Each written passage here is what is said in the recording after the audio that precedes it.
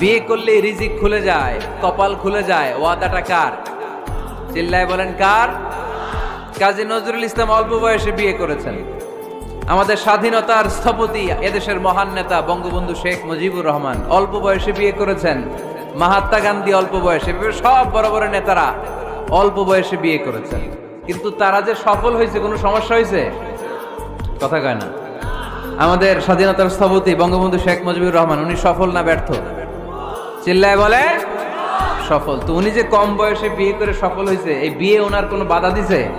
কথা বলেন।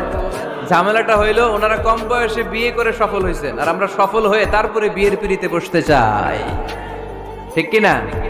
সফলতার কোনো শর্টকাট নাই। বিয়ে করেন, সফল বানাই দিবে কে? এজন্য বিয়ে করতে রাজি আছেন তো সবাই? সবাই রাজি? যারা একটা করছেন তারাও হাত তুলছেন। আজকে খবর আছে বাড়িতে গেলে।